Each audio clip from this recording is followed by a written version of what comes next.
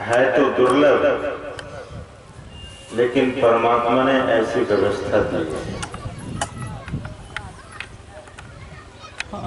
कि निःशुल्क हम आपको सूर्य की रोशनी मिलती है।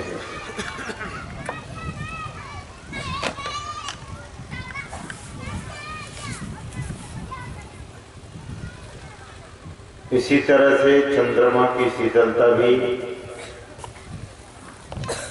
निःशुल्क हम आपको प्राप्त होता है। सत्संग भी इसमें आपसे सुनने का कुछ पैसा नहीं लिया जाता है। दुनिया में ऐसे ऐसे तथाकथित महात्मा आए जो ब्रह्म ज्ञान देने के लिए उसने टिकट भी लगाया है। अगले पंक्ति में बैठने वाले को 25,000, उसके बाद बैठने वाले को 10,000, पीछे बैठने वाले को 5,000, उससे पीछे बैठने वाले को 2,500, उसके बाद बैठने वाले को 1,500 और सबसे अंतिम में बैठने वाले को 250। ऐसे भी लोग दुनिया में हुए हैं। लेकिन यह जो सत्संग है, जिस सत्संग के संबंध में भगवान शंकर कहते हैं, शास्त्र कहता है, संतवाणी कहती है कि यह बड़ा दुर्लभ है, उस दुर्लभ वस्तु को हम आप बड़ा सहजता से ले रहे हैं, लेकिन फिर भी उतनी संख्या में लोग इसे लेना पसंद नहीं करते हैं। सत्संग बड़ा दुर्लभ वस्तु है। इस सत्संग को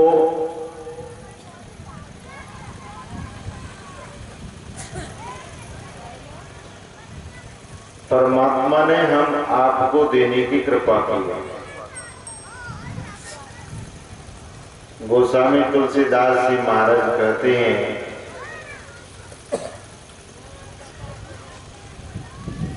कि जब द्रवहि दीन दयाल राघव साधु संगति पाइए।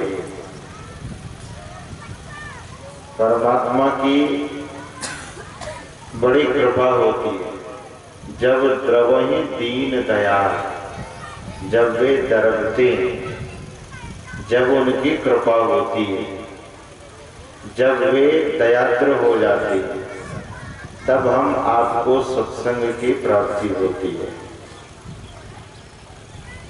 ऐसे दयालु परमात्मा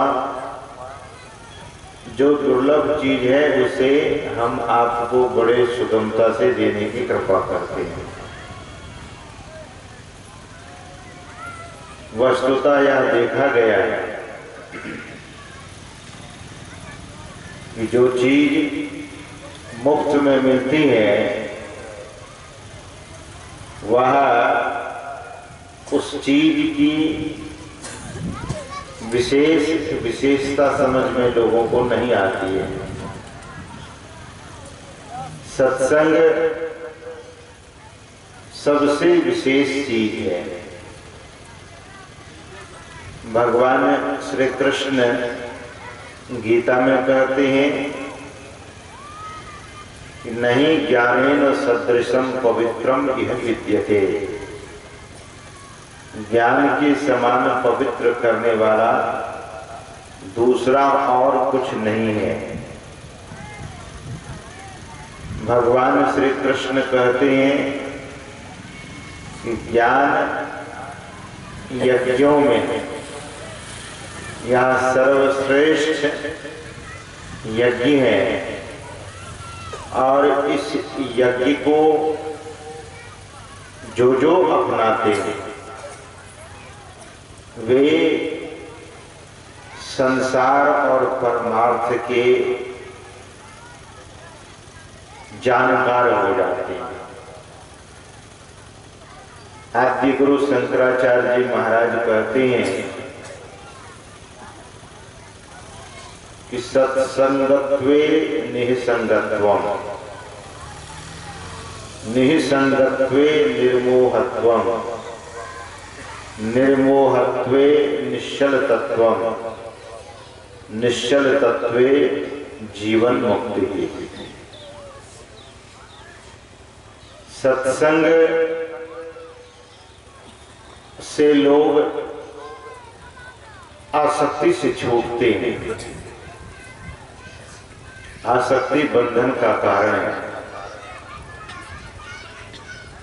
शंकराचार्य जी महाराज कहते हैं कि सत्संगत्वे निःसंगत्वम्, निःसंगता आती है और निःसंगता से जो आसक्ति से छूटते हैं तो उनका मोह छूट जाता है। निःसंगत्वे निर्मोहत्वम्, और फिर कहते हैं कि निर्मोहत्वे निश्चलतत्वम्। व्यक्ति मोह रहित जब हो जाता है तो निश्चल तत्व को प्राप्त करता है। वह तत्व जो चलता फिरता नहीं है, अचल है, इसीलिए उसको निश्चल कहा गया। वह परमात्मा है और उस निश्चल परमात्मा को जब साधक या जीव प्राप्त कर लेता है तो स्वयं परमात्मा ही हो जाता है, उसे मुक्ति मिल जाती है। निश्चल तत्व जीवन मुक्ति ही, जीते जी उनको मुक्ति की प्राप्ति हो जाती है। सत्संग हम आप लोग मुद्दत काल से जो इनकी महिमा सुनते आ रहे हैं, दरअसल में व्यक्ति बंधा हुआ है, व्यक्ति आसक्ति में पड़ा हुआ है, व्यक्ति या जीव मोह में पड़ा हुआ है। अनेक प्रकार के विकारों से घिरा हुआ यह जीव दुखों के सागर में थपेड़े खा रहा है।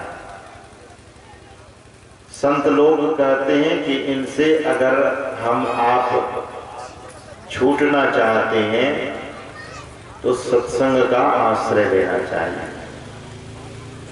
लेकिन ध्यान देने योग्य बात है, हमारे श्रद्धेय मोती बाबा अभी आपको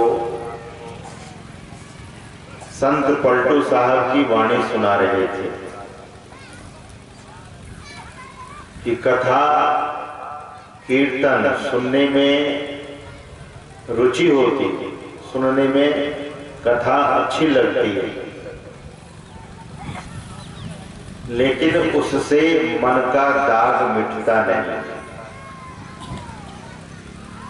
मन का दाग तो तभी मिटेगा जब अंतर अभ्यास किया जाए। कल हम लोग भरत खंड में थे, एक सत्संगी हमारे पास आए और कहने लगे कि महाराज अभी सत्संग बहुत होता है और सत्संग में थ्योरी की बात अधिक कही सुनी जाती है।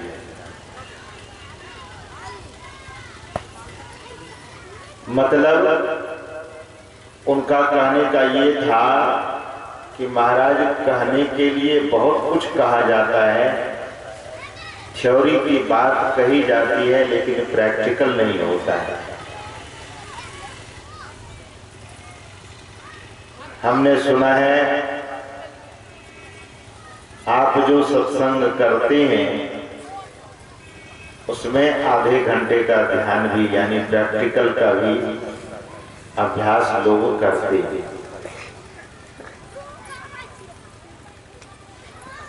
कितना भी पेपर पढ़ लीजिए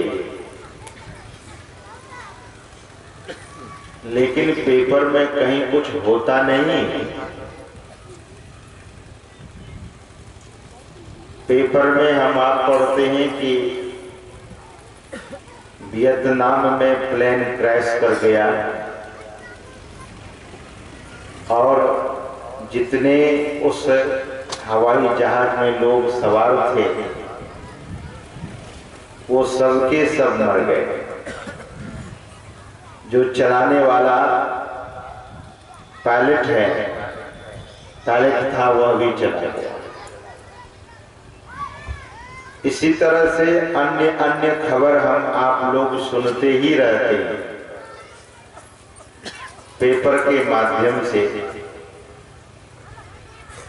लेकिन हम आप दुखी नहीं होते। दुनिया है, लोग मरते रहते।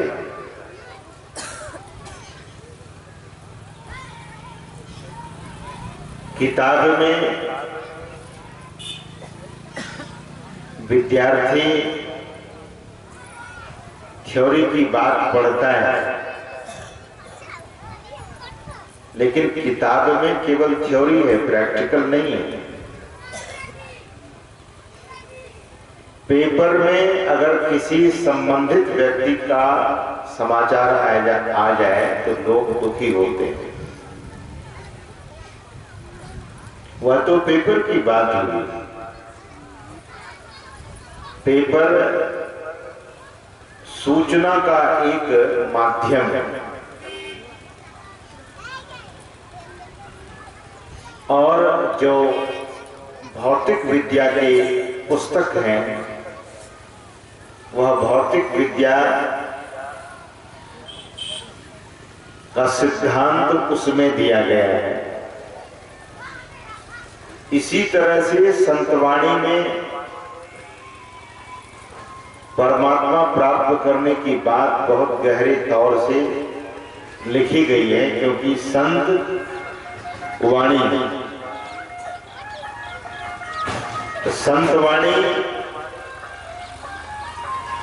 में जो बात होती है वह अनुभव सिद्ध वाणी बात होती है, अनुभव सिद्ध वाणी। तो संत लोग परमात्मा प्राप्त करने की बात उसमें लिखते हैं। अपने समाधि के आधार पर, अपने ज्ञान अर्जन के, अपने ज्ञान के आधार पर वे संत उसकी अभिव्यक्ति कर देते हैं। लेकिन जब तक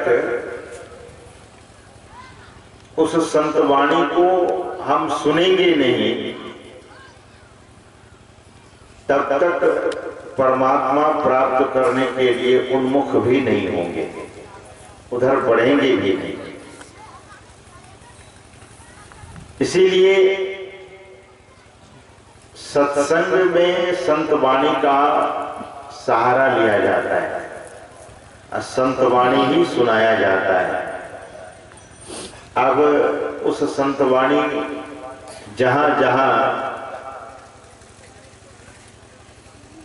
संग्रहित है उसी का पाठ करके सुनाया जाता है। कभी उनको ग्रंथ कहा जाता है, कभी संतवाणी कही जाती है, लेकिन उसे सुनकर जो अपने जीवन में उतारते हैं दरअसल में उनको रस लगने लगता है, उन्हें आनंद आने लगता है। जिस स्थान पर हम आप बैठे हुए हैं, हमारे श्रद्धेय संजय बाबू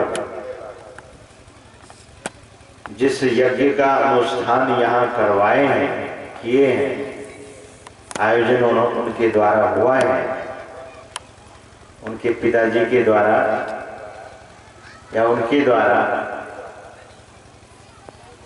यहाँ प्रैक्टिकल और थ्योरी की बात दोनों कही जा रही है।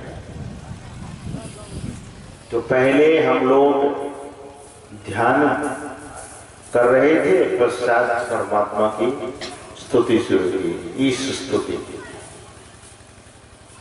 उसी ईश स्तुति में एक पंक्ति आई है, सत्संग नित और ध्यान नित रहिए करत संलग्न हो, व्यभिचार चोरी नशा हिंसा झूठ तजना चाहिए।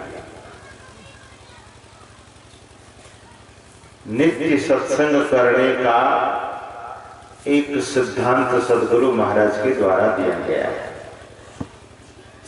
कि सत्संग नित्य करना चाहिए। गुरु महाराज कहते हैं कि रहिए करत संलग्न हो। तो सत्संग के संबंध में नित्य करने के लिए कहा गया और ध्यान छोड़ दिया गया है, सो बात नहीं। सत्संग नित्य और ध्यान नित्य, ये दोनों बातें जिस तरह से हम आप नित्य ही भोजन करते हैं, नित्य ही जल पीते हैं, नित्य ही स्नान करते हैं, उसी तरह से प्रतिदिन सत्संग हो और प्रतिदिन ध्यान हो। गुरु महाराज कहते हैं कि सत्संग और ध्यान संलग्नता पूर्वक होना चाहिए।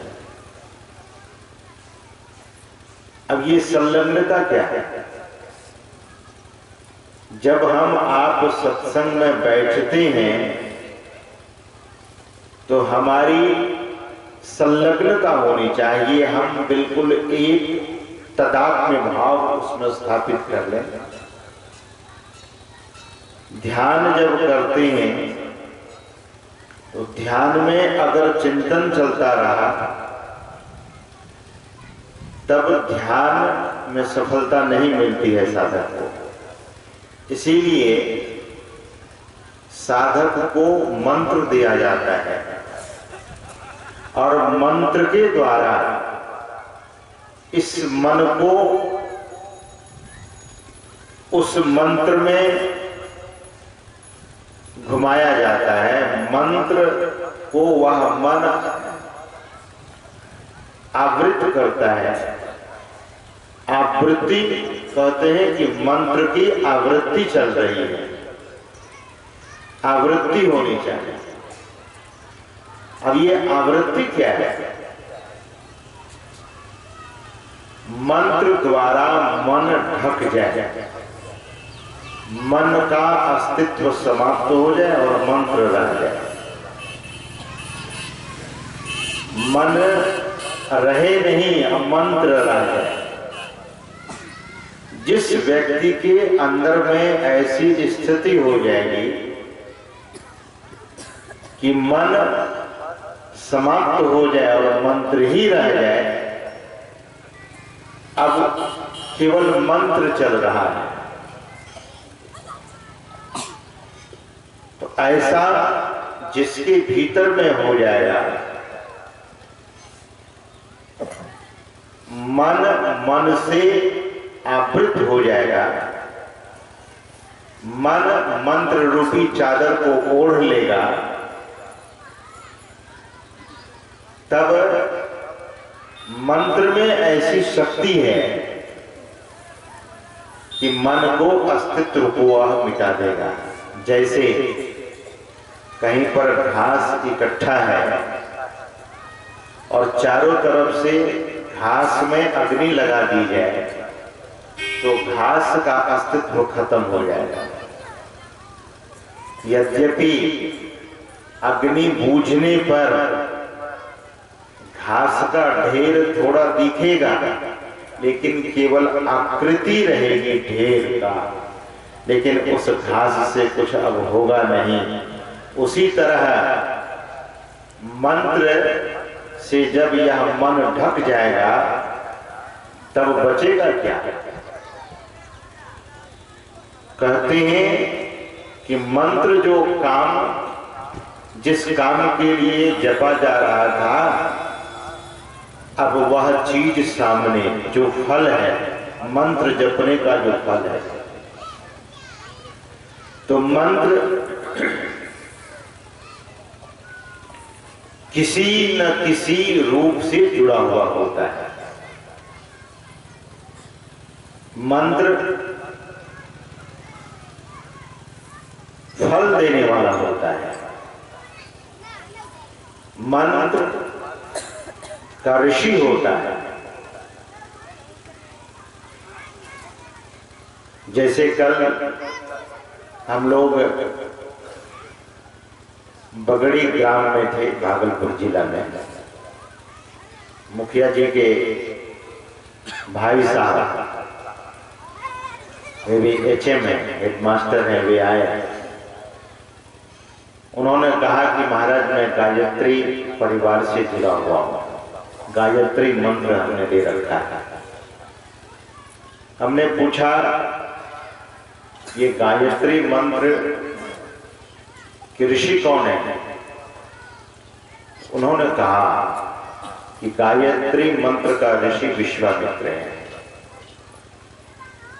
तो हमने पूछा कि विश्वामित्र कैसे हैं गायत्री मंत्र के ऋषि, आप जरा बताइए। उन्होंने कहा कि मैं गुरुजनों से सुना हूं कि गायत्री मंत्र का ऋषि विश्वामित्र है, बस इतना ही जानता हूं। तो ऋषि एक एक मंत्र के एक एक ऋषि हैं। विश्वामित्र जी महाराज समाधि में उस मंत्र को देखा। मंत्र द्रष्टारः इति ऋषि, ऋषि की व्याख्या यही है, जो समाधि में मंत्र को देखते हैं उसे ऋषि कहते हैं।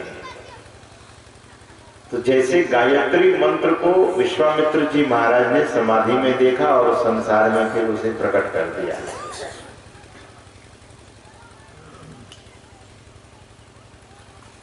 तो मंत्र में यह शक्ति होती है और किसी न किसी ऋषि से वह जुड़ा हुआ होता है। आप भी मंत्र जपते होंगे, उस मंत्र के भी ऋषि होंगे, उस मंत्र का भी ऋषि है। और वह मंत्र ऐसा है जिस मंत्र को हम आप जब जपते हैं, जो संत मत में मंत्र दीक्षा दी जाती है, फिर मानस ध्यान की भी दीक्षा दी जाती है, दृष्टि योग की भी दीक्षा दी जाती है। वह मंत्र परमात्मा परक है, सदगुरु परक है। सदगुरु दो शब्द से बना है। आपके मन में यह प्रश्न हो सकता है कि महाराज मंत्र के संबंध में आप कहते हैं कि परमात्मा परक है और सदगुरु परक है। वह इसलिए कि सदगुरु और परमात्मा एक होते हैं। सदगुरु में दोनों हैं, सत्य, सत्य ही सद बना है। सतगुरु भी लोग कहते हैं और सदगुरु भी कहते हैं। सत्य कहिए, सत्य कहिए या सद कहिए, एक ही बात है। और सत्य का अर्थ है परमात्मा, सत्य यानी ईश्वर। गुरु जो अंधकार से प्रकाश की ओर ले जाए, अज्ञान से ज्ञान की ओर ले जाए, मृत्यु से अमृत की ओर ले जाए, अमरता की ओर ले जाए, बंधन से मोक्ष की ओर ले जाए, विकार से निर्विकारता की ओर ले जाए, दुख से सुख की ओर ले जाए, अंधकार से प्रकाश की ओर ले जाए, द्वंद्व से द्वंद्वातीत पद की ओर ले जाए, काल से अकाल तख्त में ले जाए, ऐसे को सद्गुरु कहते हैं और वे परमात्मा है। तो जब जब उस परमात्मा की मौज हुई, वे संत सद्गुरु के रूप में इस जगत में आए। तो जो साधक महामंत्र का जाप करते हैं, भगवान शंकर कहते हैं कि सप्तकोटि महामंत्रा चित्त विभ्रम कारका, एकैव महामंत्रो गुरुरित्यक्षर द्वयम्। भगवान शंकर कहते हैं कि महामंत्रों के भी महामंत्र, भगवान शंकर गुरु गीता में बड़ा स्पष्ट रूप से कहते हैं माता पार्वती से कि एकैव महामंत्रो। आप ध्यान से सुनेंगे, भगवान शंकर कहते हैं कि मैं सबसे बड़ा एक ही मंत्र को महामंत्र कहता हूं। भगवान शंकर यहां पर कोई दलील की बात नहीं करते। भगवान शंकर यहां पर कोई ऐसी बात नहीं कह रहे हैं। भगवान शंकर मंत्र के संबंध में कहते हैं एकैव महामंत्रो। 7 करोड़ मंत्र के बारे में भगवान शंकर कह रहे हैं, लेकिन उन 7 करोड़ को बिल्कुल अलग करते हुए तब कहते हैं एकैव महामंत्रो। उन 7 करोड़ में एक ही ऐसा महामंत्र है, वह क्या? तो गुरुरित्यक्षर द्वयम्। यह गुरु गम्य की बात है, इसको स्पष्ट नहीं किया जाए, लेकिन 2 अक्षर गुरुरित्यक्षर द्वयम्, गुरु इति अक्षर द्वयम्।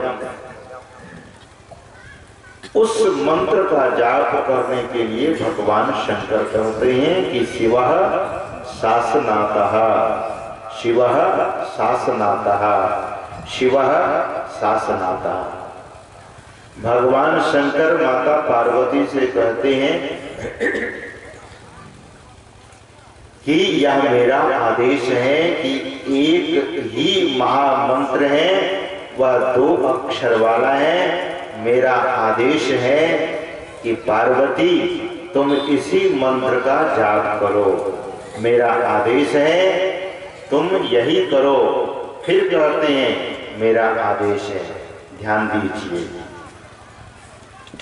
शास्त्र में एक ही बात को 3 बार कहा जाता है, तो समझिए कि यह बिल्कुल शाश्वत बात है। जैसे संत लोग पहले किसी बात को दृढ़ाते थे, उसको 3 बार बोलते थे। इसी तरह से कंस जब माता देवकी और वसुदेव को लेकर जा रहे थे, अपने रथ पर चढ़ाकर ससुराल पहुंचाने जा रहे थे, कंस जा रहा था, तो उस समय भी आकाशवाणी हुई। तो कितने बार? अगर आप भागवत को पढ़ेंगे तो वहां पर 3 बार आकाशवाणी की चर्चा होती है। जो बात होनी होती है, जिस बात में बिल्कुल सत्यता होती है, वह होना ही है, उसे 3 बार शास्त्रों में या 3 बार संत महापुरुषों के द्वारा कहा जाता है। तो भगवान शंकर भी यहाँ पर शिवः शासनातः, शिवः शासनातः, शिवः शासनातः कहने का मतलब यह शिव का आदेश है, यह शिव का आदेश है, यह शिव का आदेश है। भगवान शंकर कहते हैं कि यह मेरा आदेश है 3 बार। तो इस मंत्र का जो जाप करते हैं, तो मंत्र उस रूप को सामने कर देता है। ध्यान दीजिए, जब आप फर्ज कीजिए कि संत सद्गुरु महाराज का विग्रह यहाँ सामने में सुशोभित है, आप जब गौर से इस विग्रह को देखेंगे तो देखने के क्रम में आपका मन की सुधि नहीं रहेगी, क्योंकि अब सामने रूप है। यह साधना का क्रम है। साधक जब साधना करता है तो पहले मन की मंत्र की आवृत्ति होती है, फिर रूप का ध्यान करते हैं, अपने इष्ट का ध्यान करते हैं। उनका ध्यान जब हो जाए तो वह मानस ध्यान भी हूबहू होना चाहिए।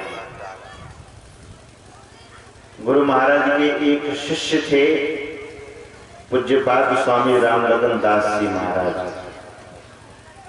वे हम लोगों से कहा करते थे कि मैं अपने इष्ट को हूबहू देख लेता हूं, जैसे तुम्हें देखता वैसे हम अपने इष्ट को देखते हैं।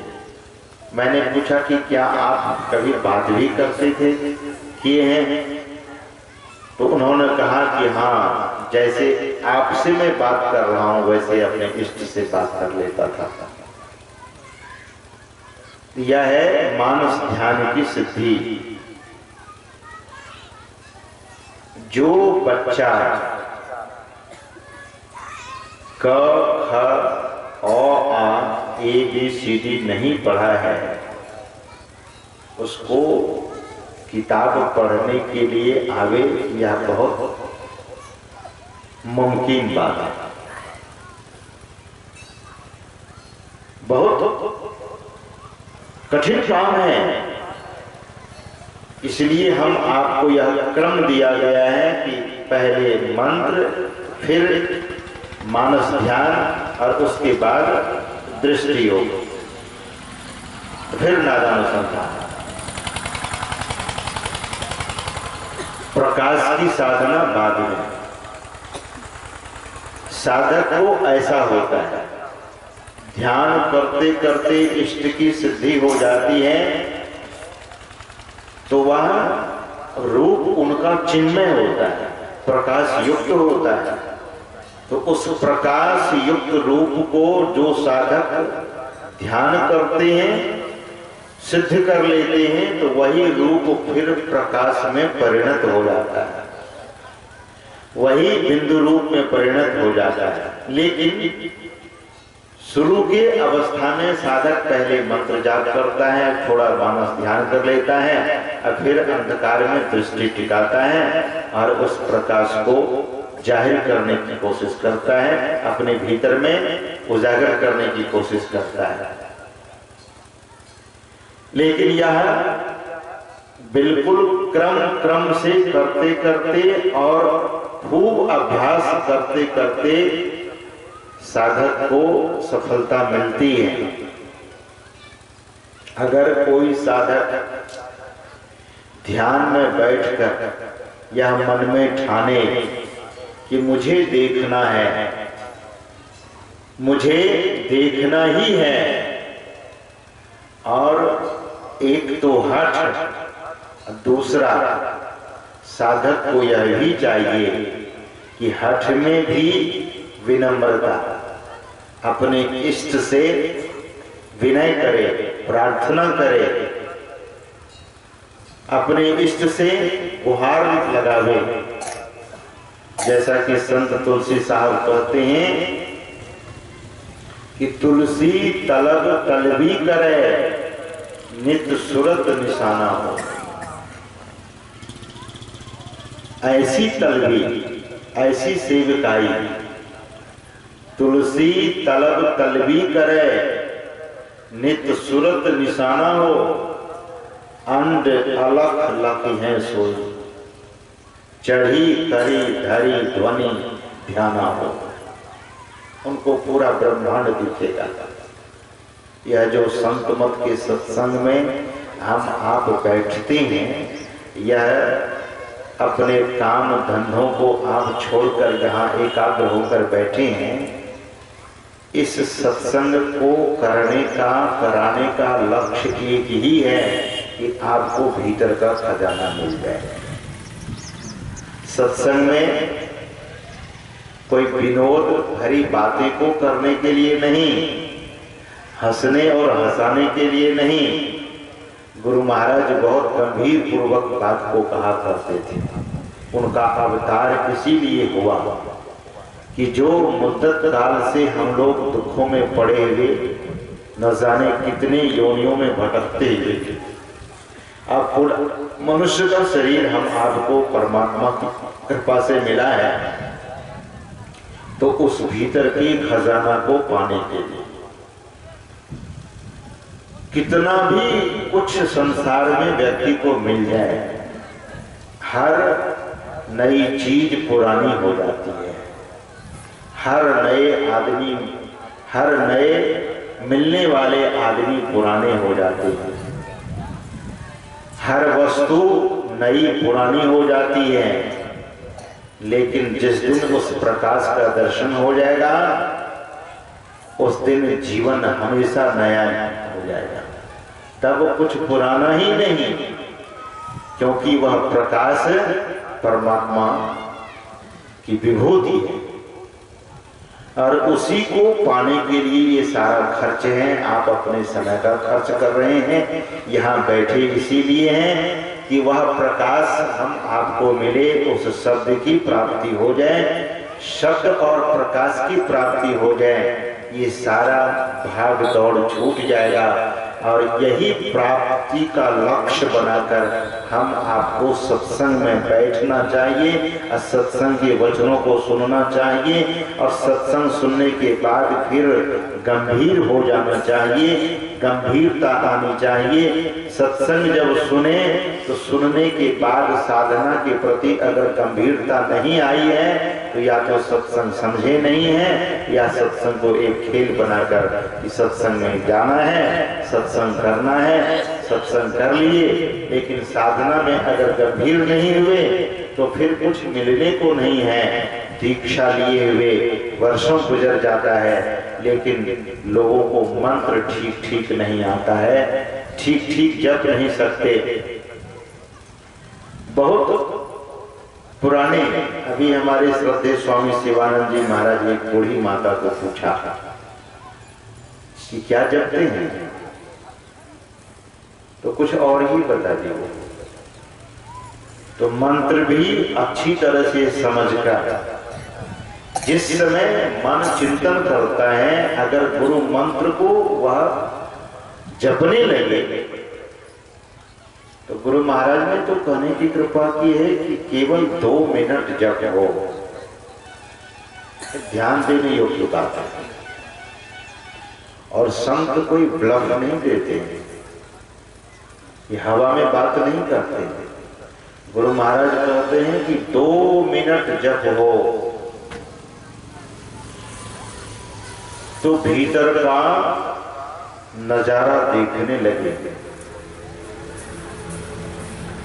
अच्छा, इस बात को शायद पहले भी कभी सुने होंगे, लेकिन आज आप पुनः सुन रहे हैं कि 2 मिनट का जप और उस मंत्र को जप रहे हैं। आप इसको बिल्कुल गंभीरता से लीजिए। गंभीरता से अगर आप इस बात को लेंगे तो आपके भीतर में ध्यान की क्रांति आ जाएगी। आप ध्यान में बैठने लगेंगे। किस मंत्र को आप जपेंगे? भगवान शंकर की बात को पुनः मैं दोहरा रहा हूं। वे कहते हैं कि महामंत्र, गायत्री भी महामंत्र है। ओम नमो भगवते वासुदेवाय, यह भी महामंत्र है। हरे राम राम राम हरे हरे, हरे कृष्ण कृष्ण कृष्ण हरे हरे, यह भी महामंत्र है।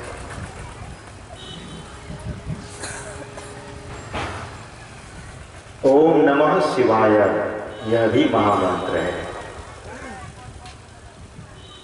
लेकिन भगवान शंकर कहते हैं कि इस तरह से 7 करोड़ महामंत्र है, लेकिन उन 7 करोड़ महामंत्रों का जो सुमेरु है, जो सबसे ऊपर है, 7 करोड़ नीचा और उससे ऊपर जो एक मंत्र है, जिसको हम अभी कुछ देर पहले हाथ के निकट रख रहे थे, उस मंत्र का जाप करने के लिए भगवान शंकर कहते हैं, उसी मंत्र का जाप करने के लिए सद्गुरु महाराज कहते हैं कि उस मंत्र का जाप केवल कितनी देर, मात्र 2 मिनट। तो गुरु महाराज कहते हैं, ऐसी बात उन्होंने कही है कि 2 मिनट तक आप और जाप यही रह जाए और कुछ नहीं, केवल जाप, नहीं कुछ दिखे। तो गुरु महाराज ने कहा वो बात मैं नहीं कहना चाहता, क्योंकि वो बात कहने की हिम्मत हमें नहीं है। वो तो कह रहे हैं कि हमें कुछ करो। 2 मिनट गंभीरता से इस बात को सोचिए और लीजिए। We must be serious about this topic. हम आपको गंभीर होना चाहिए। अंतर सत्संग की बात हम आपको सुना रहे हैं। कभी कभी साधक के मन में होता हो, किसी सत्संगी के मन में हो रहा हो कि सत्संग का विषय चला है और साधना की बात करने के लिए करना शुरू कर दिया आपने। ये अंतर सत्संग की बात हो रही है। सत्संग में दोनों तरह की बात, बाह्य सत्संग में बैठकर अंतर सत्संग की चर्चा। तो गुरु महाराज कहते हैं कि अंतर सत्संग ध्यान अभंगा, ये अंतर सत्संग की बात है। बाहर के सत्संग में बैठे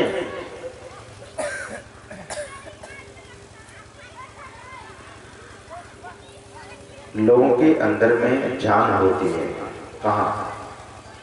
बाहर होती है कि भीतर होती है? जान कहाँ होती है? अंदर ही होती है।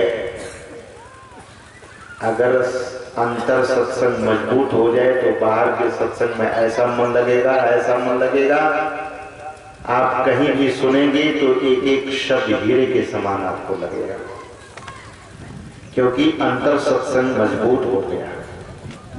या बाहर का सत्संग का उद्देश्य यही है कि हम आप भीतर के सत्संग में मजबूत हो जाएं। भीतर का सत्संग क्या है? ध्यान। भीतर का सत्संग क्या है? जप। भीतर का सत्संग क्या है? दृष्टि योग। भीतर का सत्संग क्या है? नादानुसंधान। इसमें मजबूती हो जाएगी तो संतवाणी सुनेंगे तो रेंग के खड़े होंगे। एक एक वाणी आपको अगाध शास्त्र की तरह दिखेगा।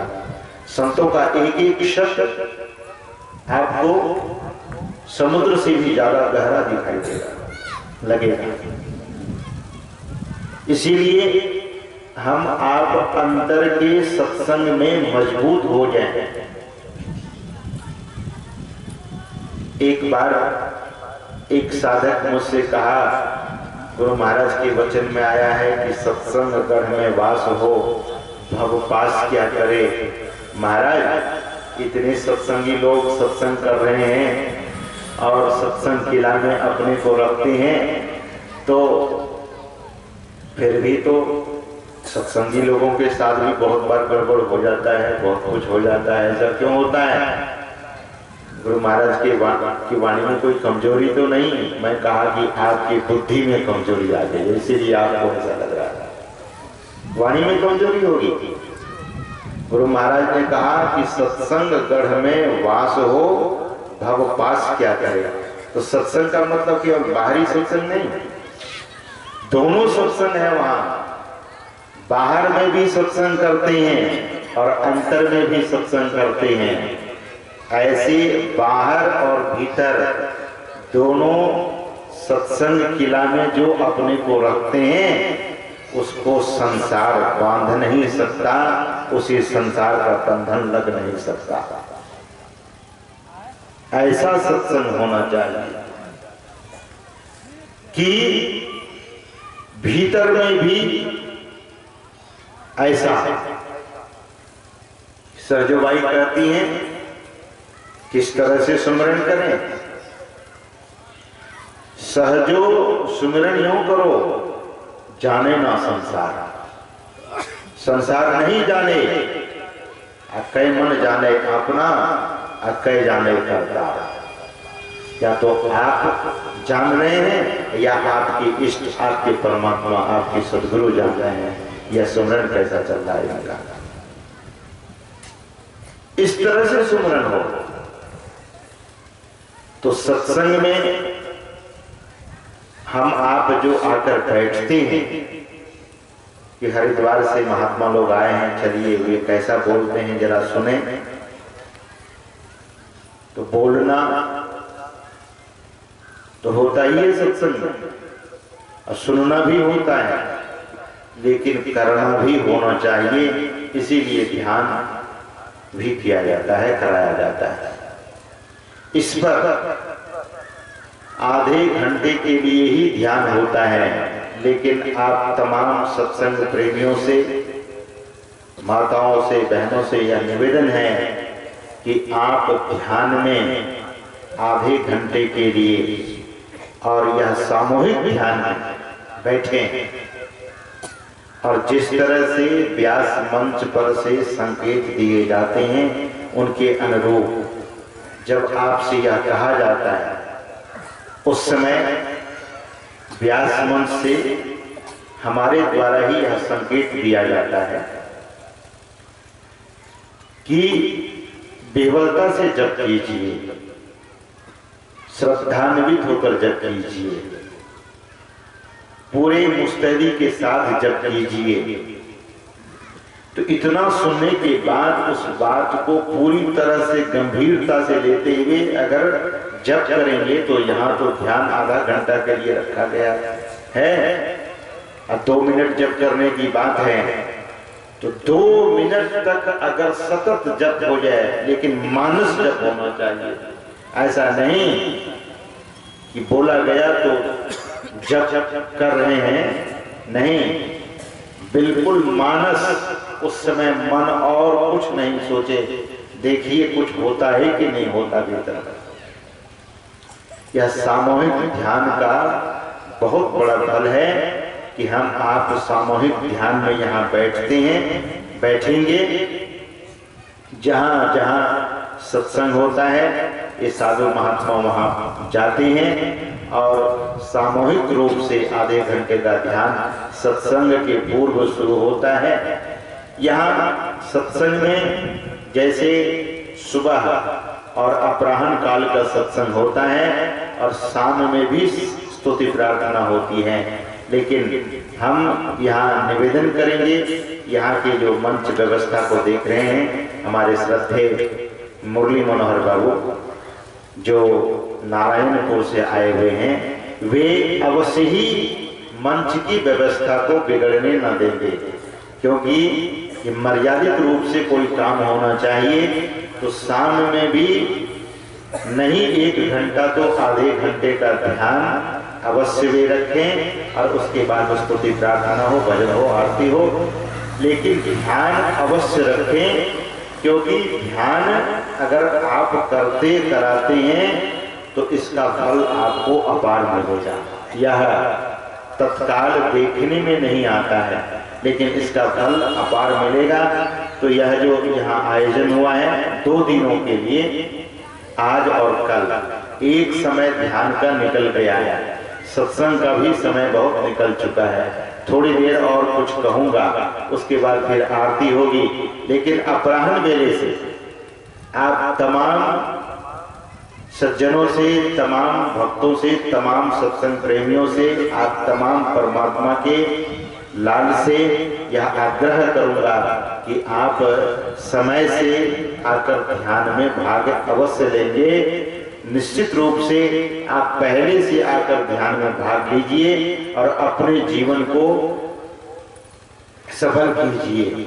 और इसीलिए यह जो सत्संग की महिमा, यह जो सत्संग यज्ञ रखा गया है, सत्संग यज्ञ इसीलिए रखा गया है कि आपका जितना भला हो सके, आपका जितना कल्याण हो सके।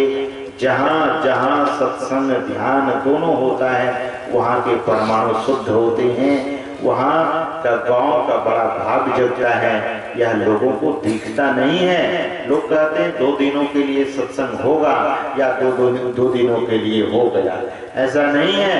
यह परमाणु बहुत दिन तक नाचता रहेगा इस गांव में और इस गांव की रक्षा करेगा, क्योंकि ध्यान और सत्संग जैसे हम कहा करते हैं कि कत्ल खाने में जो कसाई होता है, वह कसाई अगर यहाँ आवे तो आप देखिएगा उनके शरीर से इतना दूषित परमाणु निकलता है कि उनको देखते ही अगर कोई चिड़िया, अगर कोई कुत्ता, अगर कोई ऐसे चीज होंगे वो उससे भागेगा डर कर। क्यों? ये कत्ल करता है। आप ध्यान दीजिए, आदमी जैसा कर्म करता है उस मनुष्य के शरीर में वैसा ही परमाणु रहता है। इसीलिए हर कत्ल खाने में जो कसाई होते हैं उनका जीवन कितने वर्षों का, कोई 2 साल जीता है, कोई 2.5 साल जीता है, कोई 3 साल निकाल पाता है, अब बहुत तो कोई 5 साल तक ही जी सकता है कत्ल खाने में। क्यों? जो दिन रात काटता है, बस एक काम क्या कि कटार लेकर के गाय को काटता है, बकरी को काटता है, मुर्गा को काटता है। एक कैसे विदेश में हमको लोगों ने दिया है, उसको हरिद्वार में देखने लगे महात्मा लोग, तो महात्मा लोग कांप गए और दिखाया गया कि कत्ल खाने का कसाई अक्सर वह विक्षिप्त होकर, पागल होकर ऐसा मरता है कि तड़प तड़प करके मरता है। उसको ऐसा रोग हो जाता है कि घुट घुट कर वह मरता है।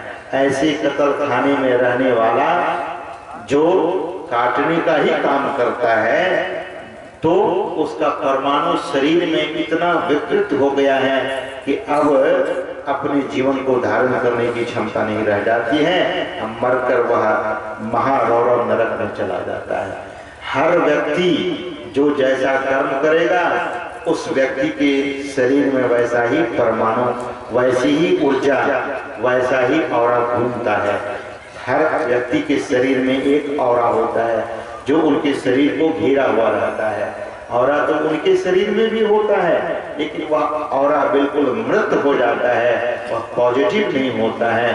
कहते हैं कि ऐसे कसाई लोग जो संसार में गलत परमाणु छोड़ता है, लेकिन ये जो पवित्र आत्मा है उसी को महात्मा कहते हैं, उसी को सज्जन पुरुष कहते हैं। जो नित्य ध्यान करता है, जो नित्य सत्संग करते हैं और जो सदाचार का पालन करते हैं, उनके शरीर का परमाणु बिल्कुल पवित्र पावन होता है। और यहाँ पर आप तमाम पवित्र लोग इकट्ठे हुए,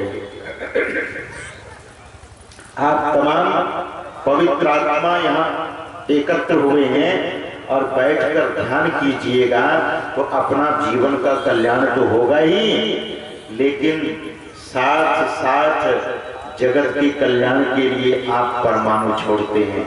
जहाँ जहाँ ये साधु महात्मा जाते हैं वहाँ क्या करते हैं?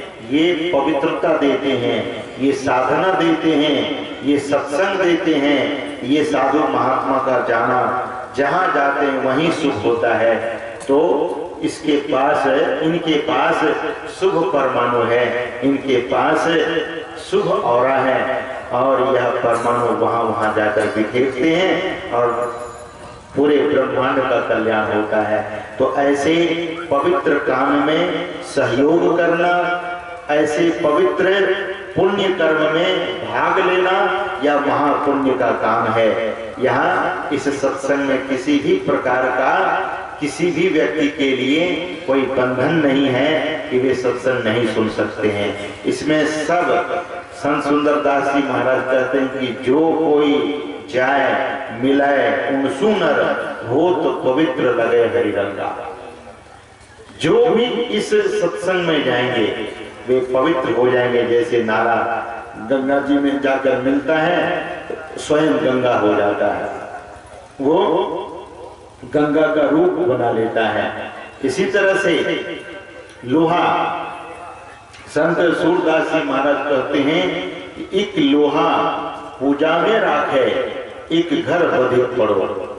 लोहा वही है जो पूजा घर में रखा हुआ है और एक बधिक के घर में रखा हुआ है। बधिक उस लोहे से काटता है, देखिए, लेकिन संत की बड़ाई देते हैं यहाँ पर, उस परमात्मा संत सदगुरु की बड़ाई देते हैं कि पारस गुण अवगुण नहीं जानता। पारस गुण अवगुण नहीं देखता है कि ये बधिक के घर से आया है, ये पूजा के घर से आया है। जैसे पारस से लोहा सकता है, पारस उस लोहे को सोना बना देता है। इसी तरह से कोई व्यक्ति जब सत्संग में आता है तो वह पवित्र हो जाता है, दोष कलंक सब मिट जाता है, दोष कलंक सब मिट जाता है। क्या होता है? उसे हरि रंग लगता है। संत सुंदरदास जी महाराज कहते हैं, लगे हरि रंगा, उनको हरि रंग लगने लगता है। इस सत्संग की महिमा बहुत है। इस सत्संग में हम आपको तन से, मन से, वचन से, धन से सहयोग करना चाहिए। आप अगर धन से नहीं कर सकते हैं तो मन, वचन और तन तो है, इससे सहयोग तो कर सकते हैं। सहयोग की भावना धर्म के काम में, और यह कैसा धर्म है? अध्यात्म धर्म है। सदगुरु महाराज कहा करते थे, यह सत्संग अध्यात्म धर्म है। इस सत्संग में अगर अपने को आप लगाएंगे, इसमें सहयोग करेंगे, तो आपका भविष्य जीवन बिगड़ेगा कदापि ऐसा नहीं हो सकता। आपका भविष्य जीवन सजेगा, आपका भविष्य जीवन संवरेगा। और हर आदमी अपना भविष्य सुधारना चाहता है, अपना भविष्य सजाना चाहता है, भविष्य में दुख नहीं हो जाए। कभी कभी ऐसा होता है कि अभी दुख हो गया, ठीक है, अब जो हो गया सो हो गया, लेकिन आगे यह दुख ना आवे। तो आगे अगर दुख पाना नहीं चाहते हैं तो जहां सुख की छाया है, जहां सुख, जो सुख स्वरूप है, परमात्मा सुख स्वरूप है, सदगुरु सुख स्वरूप है। इसीलिए ऐसे सुख स्वरूप परमात्मा सदगुरु की शरण में हम आपको जाना चाहिए। गुरु महाराज के वचन में आया है कि ऐसे जो पुरुष होते हैं वे सुख के सागर, शुभ गुण आगर, ज्ञान उजागर हैं। और फिर कहते हैं, त्रय गुण पर योगी, हरि रस भोगी, अति निसोगी हैं।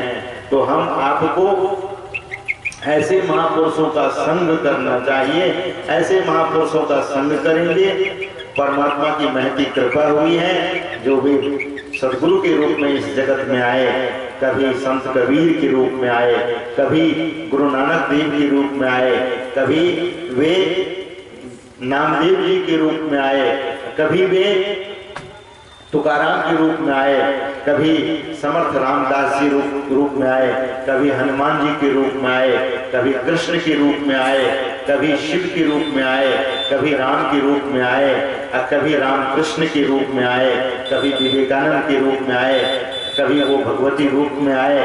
वे परमात्मा ही करुणा कर अनेक रूप धारण कर इस जगत में आते हैं। कभी वे महर्षि नेही के रूप में इस जगत में आए और जगत के लोगों से लिया क्या? दरअसल में संत लोग इस जगत से कुछ लेते नहीं हैं। संत सुंदरदास जी महाराज कहते हैं कि साचो उपदेश दे, भली भली सीख दे।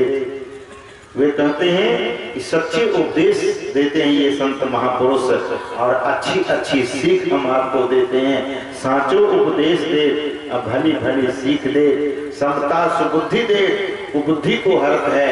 अगर संत लोग कुछ लेते हैं आपसे तो वह लेते क्या है? आपकी कुबुद्धि को ले लेते हैं। और कहते हैं कि समता सुबुद्धि दे, सुबुद्धि देते हैं, समता सुबुद्धि दे। फिर कहते हैं मार्ग दिखाई दे, वे मार्ग दिखा देते हैं। भाव हो भक्ति दे, वे भक्ति देते हैं। संत लोग तो देने के लिए आते हैं, लेकिन कभी कभी लोगों के मन में यह वहम होता है, लोगों के मन में यह भ्रम होता है ये साधु महात्मा लेने आते हैं, लेकिन दरअसल में संत महात्मा लेते नहीं हैं। संत सुंदरदास जी महाराज कहते हैं कि अगर आपको परमात्मा तक जाने का रास्ता कोई बताने वाले जगत में है तो वे संत सदगुरु हैं। संत ही परमात्मा तक जाने का रास्ता बता देते हैं। अगर अधर्म से कोई छुड़ाने वाले होते हैं तो वे संत ही होते हैं। संत सदगुरु ही अधर्म से इस जीव को धर्म के रास्ते पर ले जाते हैं। अगर हानि से अगर आपको वो छुड़ाते हैं तो हानि से छुड़ाने वाला और लाभ में पहुंचाने वाले ऐसे पुरुष संत ही होते हैं। अगर अपयश आपको मिला है तो अपयश से आपकी जीवन को सुयश में बदल देने वाला ऐसे कोई संत सदगुरु ही होते हैं। इसलिए संत सुंदरदास जी महाराज कहते हैं कि मार्ग बताई दे, रास्ता दिखाने वाले वो होते हैं और भीतर में भाव और भक्ति पैदा करने वाले ऐसे संत ही होते हैं। ऐसे संत सदगुरु के प्रति हम आपको कोई ऐसा नहीं कि हम आपसे वे संबंध करने आए हैं, आपसे कुछ लेने आए हैं, आपके धन को हड़पने आए हैं। जगत में हड़पने वाले बहुत हुए, जगत को हड़प हड़प कर बैठे हैं। आज भी दुनिया में बहुत सारे लोग हैं। इस देश में आप देखिए कितने घोटाले होते हैं, कितना घूसखोरी चल रहा है। वह ऐसे लोग हैं जो स्वार्थ परायण जीवन जी रहा है, स्वयं इस देश को नरक में, इस देश को कहीं और लेकर जा रहा है। लेकिन संत महात्मा लोग इस देश के लोगों के लिए सुंदर सा काम कर रहे हैं। इस देश के लिए ही नहीं, संत तो सार्वभौम महापुरुष होते हैं, किसी देश विशेष के नहीं होते। उनमें कहीं कोई भेदभाव नहीं होता। वे कभी भी किसी के लिए पक्षपात नहीं करते हैं। वे तो पक्षपात रहित पुरुष होते हैं। ऐसे संत महापुरुषों के शरण में हम आपको जाना चाहिए। तो संत सुंदरदास जी महाराज कहते हैं कि अगर हम आपके भीतर में भक्ति का उदय हुआ है तो वह संत महात्माओं की ही कृपा हुई है। जो भक्ति का उदय उनकी कृपा से हम आपके भीतर में होती है। तो संत महात्मा भक्त भाव और भक्ति देते हैं। अगर सुंदर पवित्र भाव भीतर में जन्म लिया है, भीतर में भाव का सृजन हुआ है, तो वह संत महात्माओं की कृपा से ही सुंदर भाव हुआ है। संत सुंदरदास जी महाराज कहते हैं कि इतना ही नहीं, भाव भगति दे, प्रेम को प्रतीति दे, प्रेम में विश्वास है और ऐसी प्रतीति, ऐसी प्रीति देते हैं कि व्यक्ति संसार की विषय वासना से अपने को अलग कर परमात्मा में प्रेम करने लगते हैं। प्रेम को प्रतीति दे, अभरा भर तो है, जीवन दरअसल में खाली है। जीवन हर आदमी का अपूर्ण है, उसे पूर्ण करने वाला कोई संत ही होते हैं। इसलिए संत सुंदरदास जी महाराज कहते हैं अभरा भर तो है, जो व्यक्ति अपूर्ण है उसे पूर्ण बना देते हैं। फिर वे आगे कहते हैं कि ज्ञान दे, ध्यान दे, वे ज्ञान भी देते हैं, वे ध्यान भी देते हैं। और इतना ही नहीं, आत्म विचार दे।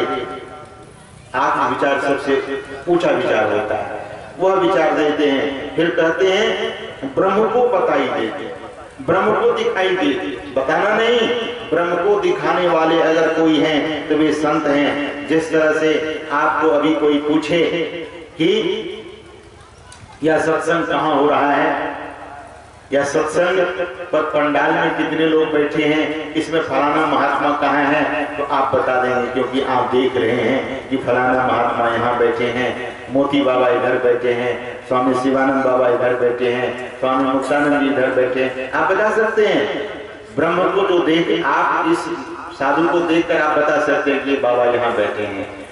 परमात्मा को देखे हुए महापुरुष होते हैं संत। ऐसे संत जो परमात्मा को देखे हुए होते हैं, ब्रह्म को दिखाई दे, वहां बताई देने वाली बात नहीं है, वे परमात्मा को दिखा देते हैं। ब्रह्म में चरत है, क्योंकि वे ब्रह्म में विचरण करने वाले होते हैं।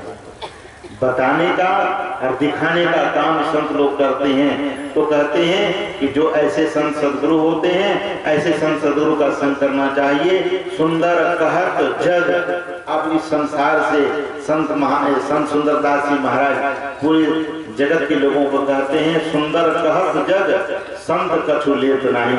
ये संत लोग कुछ लेते नहीं हैं। दरअसल में हम आप जो उनको देते हैं तो दिए हुए वस्तु को ही दे रहे हैं, ऐसा नहीं। इसलिए देने वाला जो भक्त होते हैं कभी कहते हैं कि महाराज हम दरअसल में आप ही का दिया हुआ आप ही को दे रहे हैं। संत जन लेते नहीं हैं, अगर लेते हैं तो लेकर फिर वे परमार्थ ही करते हैं। किसी संत को अगर आप वस्त्र देते हैं तो वस्त्र पहनकर परमार्थ का काम कर रहे हैं, वह आपका ही काम कर रहे हैं। किसी संत को भोजन देते हैं तो भोजन खाकर ध्यान करते हैं और ध्यान कराते हैं। ये संत लोग दरअसल में लेने जैसा कभी दिखते हैं लेकिन वे लेते नहीं हैं। सच्चे संत लेकर पुनः न जाने कितने अधिक वे देते हैं जिसका ठिकाना नहीं। इसीलिए संत लोग इस संबंध में कहते हैं, संत सुंदरदास जी महाराज कभी लेते हुए दिखता है लेकिन दरअसल में वे लेते क्या हैं? अगर लेते हैं तो ना के बराबर है वह। इसी तरह से अंत में सुंदरदास जी महाराज कहते हैं कि सुंदर कहत जग संत कछु लेत नहीं, संत जन निस्दिन देवो ही करत है। ये निश्चित रूप से निस्दिन देने का काम करते हैं। एक संत गोवर्धन यहाँ द्वारकापुर के पुरी में, जगन्नाथपुरी में संत माधोदास जी महाराज, उनकी एक लघु कथा है, उसे कहकर हम अपने वाणी को विराम देंगे। संत माधोदास जी महाराज की कथा पूज्यपाद महर्षि संत सेवी जी महाराज कहा करते थे, पूज्यपाद महर्षि साहिब स्वामी जी महाराज भी कहा करते थे। उन्हीं की कथा को सुनाकर हम अपनी वाणी को विराम देंगे। तो संत माधवदास जी महाराज के संबंध में कहा करते थे कि वे भिक्षा मांगकर अपने जीवन का निर्वाह करते थे। पहले के संत महात्मा, आज भी भिक्षा मांगने की प्रथा किसी किसी राज्य में है। अगर यहाँ पर कोई भिक्षा मांगते हैं तो दरअसल में उनको अच्छा नहीं समझा जाता है। गुरु महाराज से पूज्यपाद बाबा देवी साहब, गुरु महाराज के सदगुरु ने पूछने की कृपा की, लाला किस सिस्टम से तुम अपना जीवन जियोगे, तुम्हारी क्या वृत्ति रहेगी?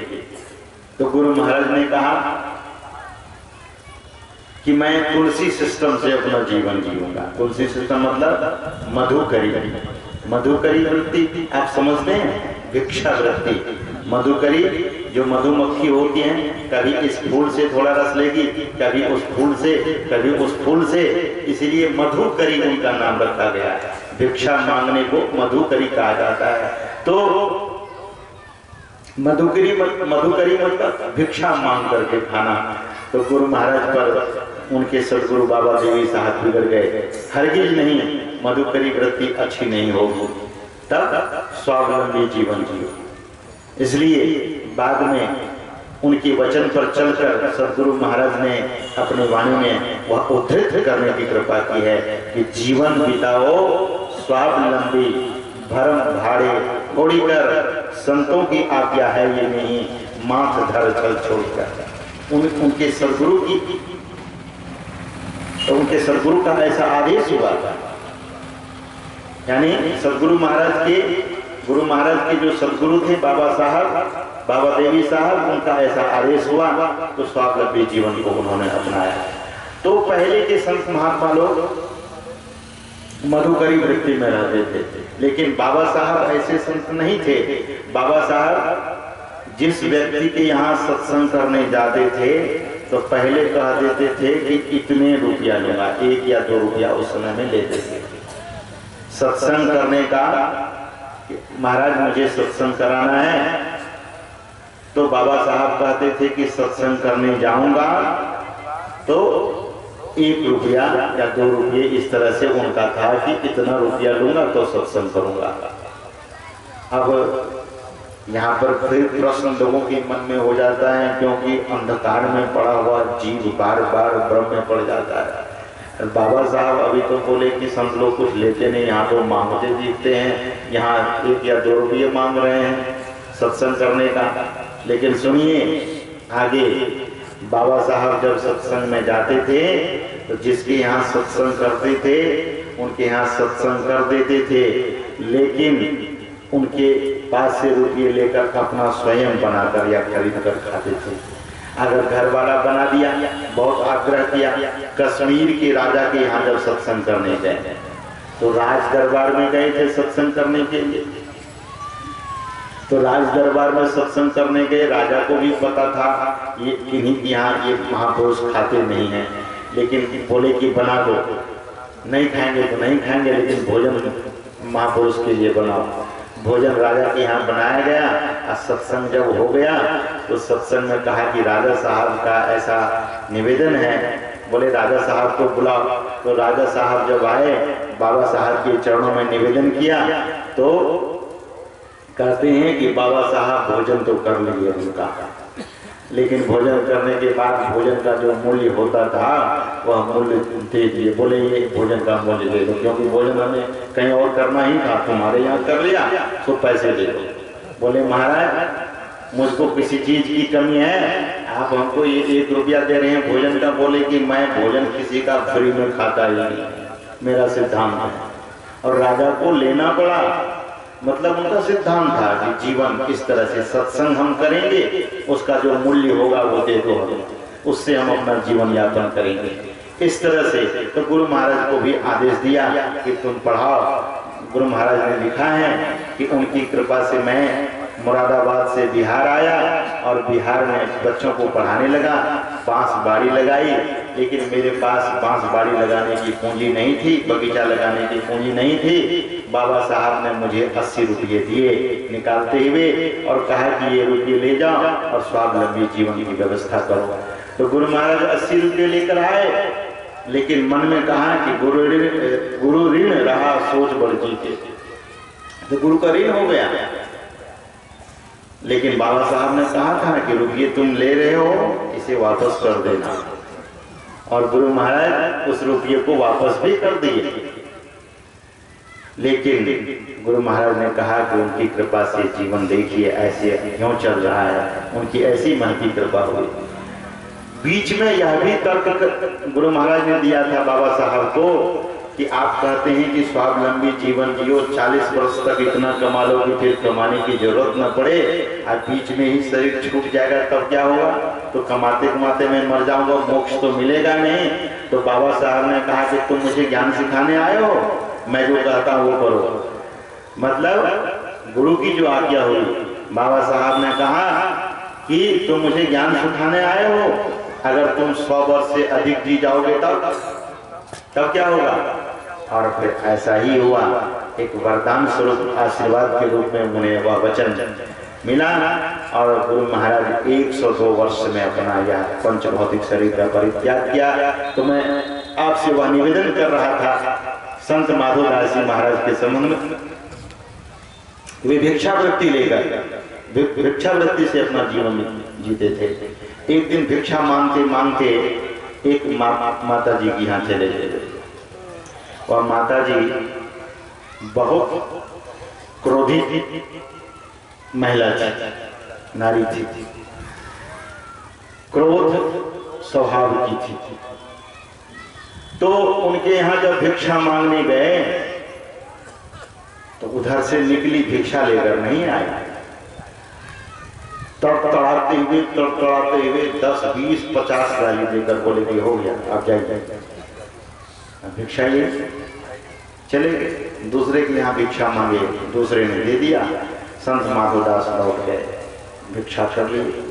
फिर दूसरे दिन गए उसी माई के, माई ने देखा ये बाबा तो बहुत बिगड़ा हुआ है, हमारे यहीं आ जाता। फिर जोर से गाली सुनाई। माधोदास जी महाराज फिर उस दिन वहां से निकले, किसी तीसरे व्यक्ति के यहाँ भिक्षा लेकर चले गए भोजन के। इस प्रकार से कई दिनों तक, कहते हैं कि 7 दिनों तक संत माधोदास जी उस माता के पास भिक्षा मांगने गए, लेकिन भिक्षा मिली नहीं। क्यों ऐसा उनका स्वभाव था?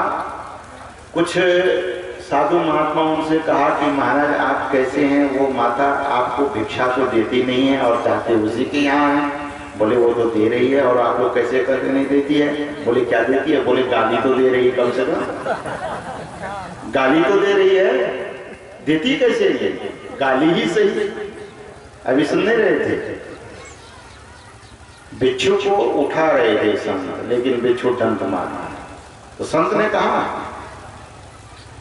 कि जब एक जड़ प्राणी बिच्छू अपना स्वभाव नहीं छोड़ता है तो हम तो साधु हैं, हम अपना स्वभाव कैसे छोड़ेंगे। तो संत माधोदास जी महाराज फिर 8वें दिन गए भिक्षा मांगने। उस दिन तो बहुत आग बबूला हो गई, पोछा लगा रही थी अपने घर में, होता है कपड़े का बना हुआ, तो उसको पोता कहते। उड़ीसा में पोछा जो हम लोग लगाते हैं उसको पोता कहते हैं। उसी पोता से माधोदास जी महाराज को गाली देते हुए जोर से मारे, जो छाती में लगा। माधोदास जी महाराज ने कहा कि वाह, आज आपने भिक्षा दे ही दिया, पहले तो गाली देते थे, आज गाली और भिक्षा दोनों। बोले माई आपने पोता दिया है, आपको पोता हो जाएगा। पोता कैसे? क्योंकि वो गुस्सा थी इसलिए थे कि उनके घर में कोई पोता था ही नहीं। पोता नहीं था तो संत तो मन की बात जानते हैं। संत ने कहा कि तुम इसलिए गुस्सा रही थी कि मेरे घर में पोता नहीं है, तो तुम मुझे पोता से मारी तो तुझे पोता हो जाएगा। मारने पर ये संत ऐसे दयाद्र होते हैं, ऐसे करुणावान होते हैं। कालांतर से उनके घर में पोता भी हुआ। माधवदास जी महाराज उस कपड़े को लेकर गए। जगन्नाथपुरी में एक सरोवर था, उस सरोवर में धोने लगे और धोते धोते ईश्वर का गुणगान करने लगे। उस पोता जिससे पोछा माई ने मारी थी उसी को धोए, और धोने के बाद पवित्र करने के पश्चात धूप में सुखाने के बाद उसे पत्ती बनाए और घी में सींच दिए। अब देखिए संत क्या करते हैं। एक गंदा कपड़ा को, संत को एक गंदा कपड़ा दिया तो उस गंदे कपड़े को भी कहां ले गए संत। यही संत की महिमा है कि एक नदिया एक नेर कहावत, मैलो नीर भरो। कहते हैं सुरसरी गुण अवगुण नहीं जानता। ये सुरसरी नहीं गुण अवगुण जानते हैं। गंगा कभी नहीं कहती किसी नाला से कि मुझ में मत आओ। ये संत कैसे होते हैं? उस गंदे कपड़े को पहले तो पवित्र किया, फिर सुखाया, और सुखाने के बाद अमृत रूपी घी में उसे डुबा दिया, और उस कपड़े को पुनः बत्ती बनाकर, घी में डुबाकर बत्ती बनाया। जो कपड़ा किसी के घर में गंदगी साफ करता था, आज वे संत की कृपा से भगवान के मंदिर को जाता है। भगवान के मंदिर में जाकर प्रकाश का काम किया। संत की शरण में कोई चला जाए, कहते हैं संत शरण जो जन पड़ा सो जन उद्धार, उनका उद्धार हो जाता है। वह गंदा कपड़ा आज दीपक का काम किया। स्वयं अंधेरे में था, स्वयं गंदगी में था, लेकिन वह कपड़ा आज भगवान के मंदिर में दीपक बन गया, प्रकाश बन गया, स्वयं प्रकाशित हो रहा है और दूसरे को भी प्रकाश दे रहा है। मंदिर को उजागर कर दिया। कहते हैं कि यहाँ इस कपड़े में प्रकाश हुआ, यहाँ भगवान के मंदिर में प्रकाश हुआ, उधर उस माता के घर हृदय में प्रकाश हो गया। उस माता के हृदय में प्रकाश हुआ। आज वह माता बहुत जोर जोर से रो रही है कि मैंने संत को पोछा मारा, मैं कितनी अभागी नारी। ऐसा विलाप कर रही थी कि संत माधोदास जी महाराज दीपक जलाकर और परमात्मा से प्रार्थना करने लगे कि हे प्रभु, ऐसी माता को आप सद्बुद्धि देना, ऐसे माता को सद्भक्ति देना, ऐसे माता के जीवन में ज्ञान वैराग्य प्रदान करना। संत तो आध्यात्मिक संपत्ति ही देते हैं। कहते हैं कि संत आध्यात्मिक संपत्ति उनको प्रदान कर दिया। जब भिक्षा मांगने के लिए गए तो आज वह माता भिक्षा लेकर आती है। जैसे उस संत ने ढेर लगाया भिक्षा की, वैसे वह माता खीर बनाई थी रो रो कर कि अगर वे संत आज मेरे द्वार पर आएंगे तो मैं उसे खीर दूंगी।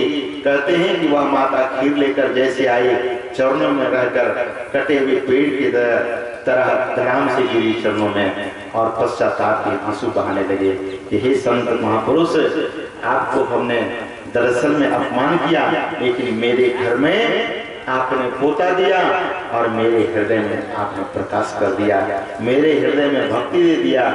भाव हो भगति दे, ऐसे संत भाव और भक्ति देते हैं। दरअसल में संतों का संग बड़ी महिमापूर्ण है। हम आपको सत्संग करना चाहिए, लेकिन सत्संग में दोनों प्रकार का सत्संग हो तो सत्संग परिपूर्ण होता है।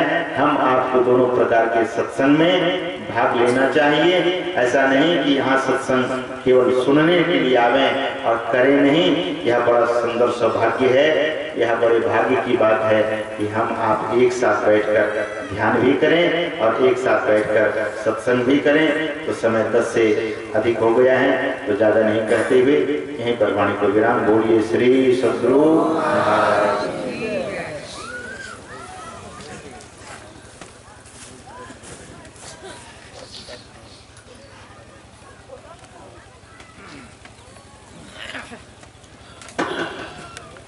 जो बात दवा से हो न सकी सो बात दुआ से होती है।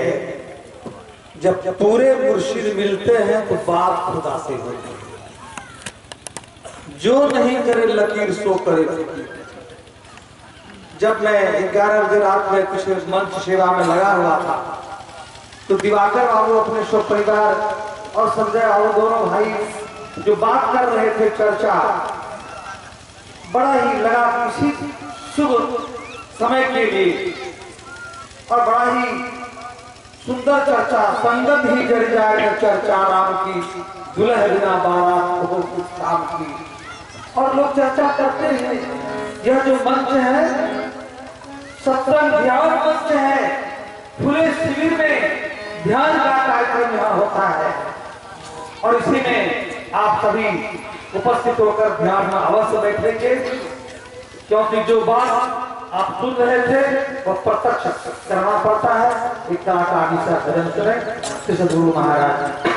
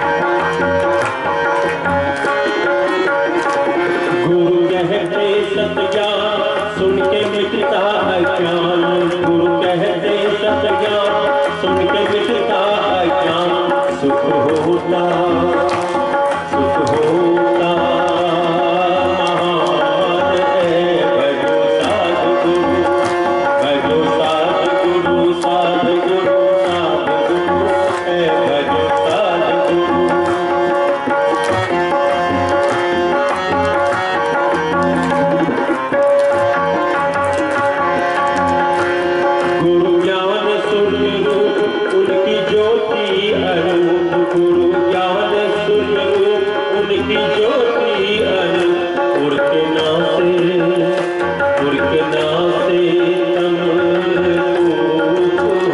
भजो साध गुरु, भजो साध गुरु, साध गुरु, साध गुरु है, भजो साध गुरु।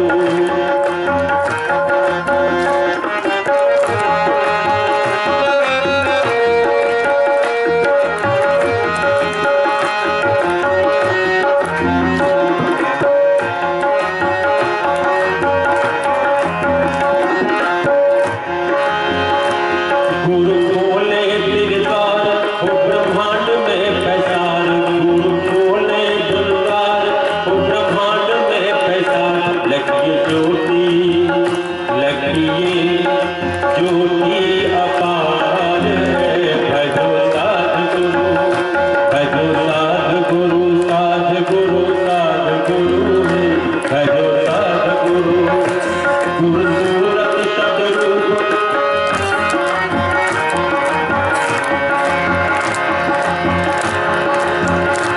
सूरत शब्द भेद,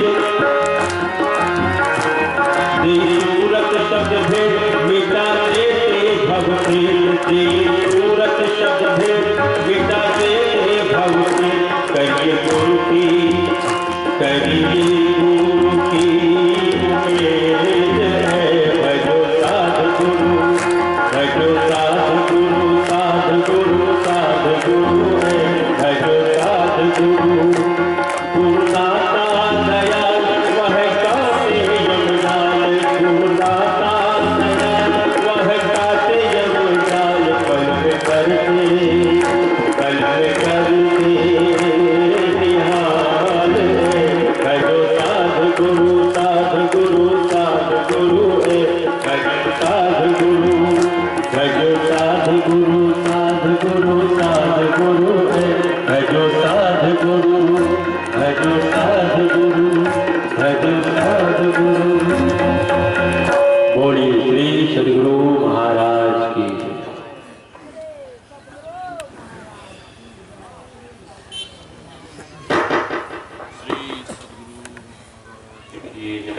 श्री सद्गुरु महाराज की जय।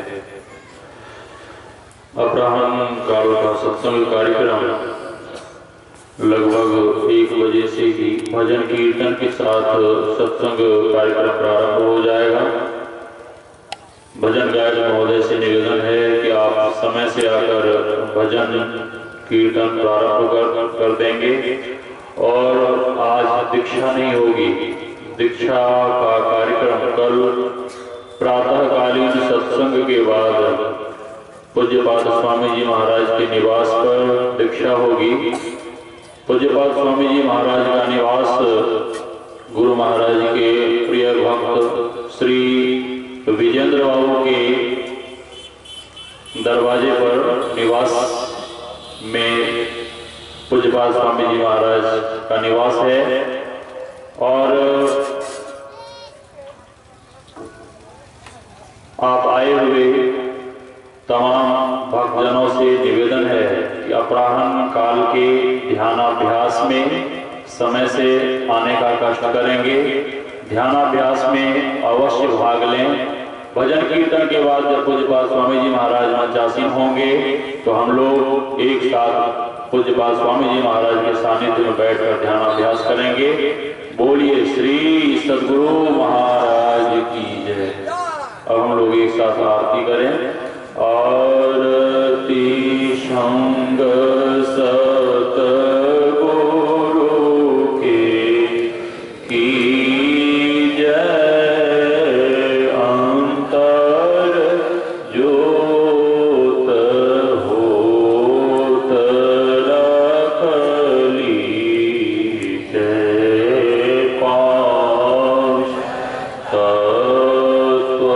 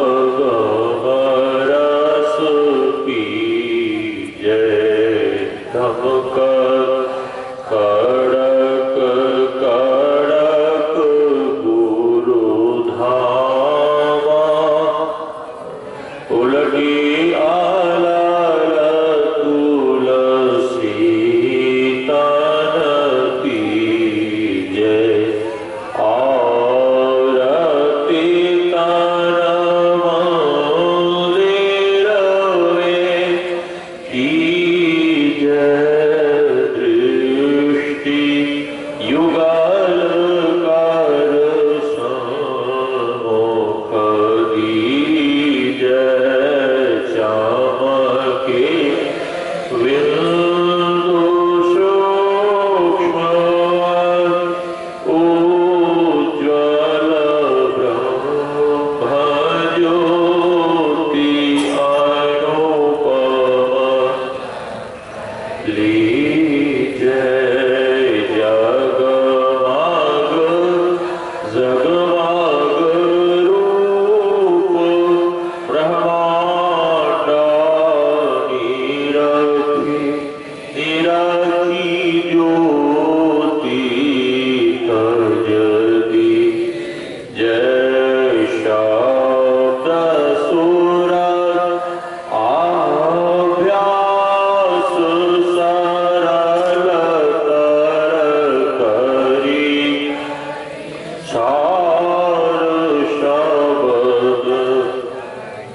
लीजय ऐसी जुगल काया गढ़ त्यागी भव भेद सकल क्षीजय भव खंड आरती